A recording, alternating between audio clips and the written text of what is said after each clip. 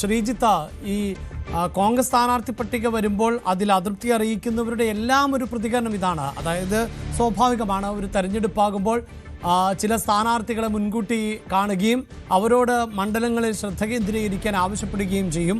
അത്തരത്തിൽ പോസ്റ്ററുകൾ അടക്കം അടിച്ചവർ, ബാനറുകൾ തയ്യാറാക്കിയവർ, അങ്ങനെയൊക്കെ ഉള്ളവരുടെ ഒരു നിരയാണിപ്പോൾ നമുക്ക് കാണാൻ സാധിക്കുന്നത്. അതാണ് അവരെ അതൃപ്തരാക്കുന്നത്. ഒരുപക്ഷെ ഇങ്ങനെയുള്ള ഉറപ്പ് നൽകിയിരുന്നില്ല എങ്കിൽ ജോസഫ് വാഴക്കനെ പോലെയുള്ള നേതാക്കൾ, അല്ലെങ്കിൽ ദീപ്തി മേരി വർഗീസിനെ പോലെയുള്ളവർ, നേരത്തെ എൽദോസ് കുന്നപ്പള്ളിയെ പോലെയുള്ളവർ ഇങ്ങനെ പരസ്യമായി മാധ്യമങ്ങൾക്ക് മുന്നിൽ വരുമായിരുന്നു എന്ന് പ്രതീക്ഷിക്കേണ്ടതില്ല. ഇതിപ്പോൾ കോട്ടയത്തും വലിയ തോതിലുള്ള അതൃപ്തിയാണല്ലോ. പ്രത്യേകിച്ച് മുതിർന്ന നേതാക്കളെ ഒന്നടങ്കം തഴഞ്ഞു എന്നുള്ളതാണല്ലോ ആക്ഷേപം. അഭിലാഷ, ഇത് നേതൃത്വത്തിന് അങ്ങനെ ഒരു വീഴ്ച പറ്റിയെന്ന് മനസ്സിലാക്കേണ്ടി വരും. കാരണം ഏറ്റുമാനൂരിൻ്റെ കാര്യത്തിൽ ഉണ്ടായത് അത് തന്നെയാണെന്ന് പറയേണ്ടി വരും. ഇപ്പോൾ ദീപ്തി മേരി വർഗീസിൻ്റെ കാര്യത്തിൽ നമുക്ക് ജോസഫ് വാഴക്കനുമായി ഇപ്പോൾ താരതമ്യം ചെയ്യാൻ കഴിയില്ല. കാരണം ദീപ്തിക്കുമായി മത്സരിക്കാൻ, ആ സീറ്റ് നേടിയെടുക്കാൻ മറ്റു പലരുമുണ്ട്. കോട്ടയത്ത് ആദ്യ പട്ടിക വന്നപ്പോൾ തന്നെ പ്രചരണങ്ങൾ ഉണ്ടായിരുന്നത് നാട്ടകം സുരേഷ് കാഞ്ഞിരപ്പള്ളിയിൽ മത്സരിക്കും എന്നുള്ളതായിരുന്നു. വാഴക്കന് ഏറ്റുമാനൂർ സീറ്റ് എന്ന് ഉറപ്പും കൊടുത്തു.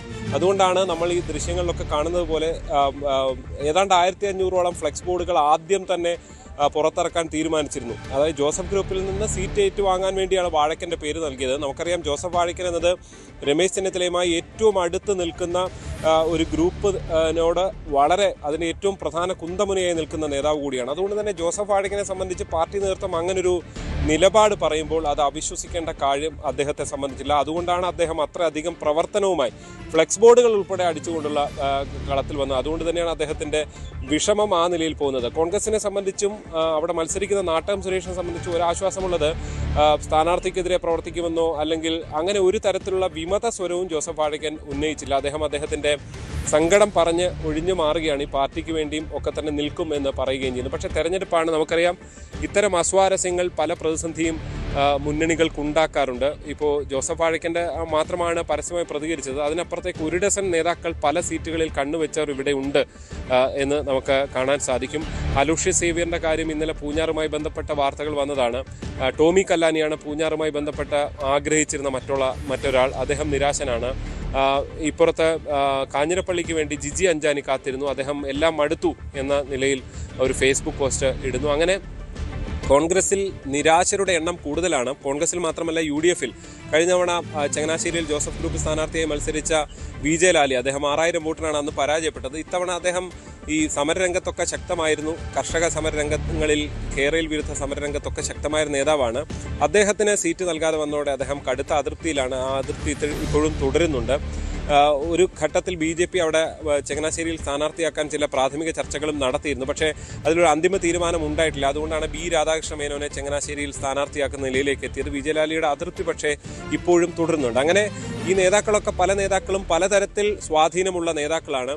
ഇവരുടെയൊക്കെ അതൃപ്തി തെരഞ്ഞെടുപ്പിൽ ഒരുപക്ഷെ മുന്നണിക്ക് ഒരു ഭീഷണിയായി മാറുമോ എന്നത് മാത്രമേ ഇനി അറിയാനുള്ളൂ. കാരണം സ്വാഭാവികമായും കോൺഗ്രസിൽ നേതാക്കൾക്ക് പിന്നാലെയാണ് അണികളുള്ളത്. അതുകൊണ്ട് തന്നെ ആ നേതാക്കളെ സ്നേഹിക്കുന്നവർ, അവരുടെ പ്രതികരണം അവരെങ്ങനെ നടത്തിയാലും അത് മറ്റൊരു തരത്തിൽ ബാധിക്കാനുള്ള സാധ്യത ഉണ്ട് എന്ന് തന്നെ പറയേണ്ടി വരും. ഇപ്പോൾ പൂഞ്ഞാറിൻ്റെ കാര്യത്തിലും കാഞ്ഞിരപ്പള്ളിയുടെ കാര്യത്തിലും അധികം പേര് കേട്ടിട്ടില്ലാത്ത ആളുകളെ സ്ഥാനാർത്ഥിയാക്കിക്കൊണ്ട് AICC അല്ലെങ്കിൽ സംസ്ഥാന കോൺഗ്രസ് നേതൃത്വമൊക്കെ പുതിയൊരു നീക്കം നടത്തിയത് ഈ മറ്റൊരു വിഭാഗത്തെ വലിയ അതൃപ്തിയിലാക്കിയിരിക്കുന്നു. അത് തെരഞ്ഞെടുപ്പിൽ UDF-ന്റെ ഒരു അസ്വസ്ഥതയായി ജില്ലയിൽ നിൽക്കുകയാണ്.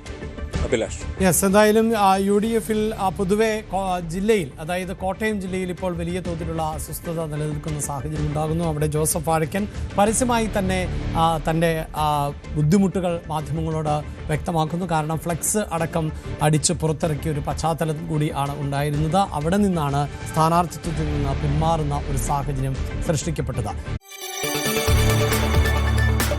കൂടുതൽ വാർത്തകൾക്ക് News 18 Keralam YouTube channel subscribe ചെയ്യുക.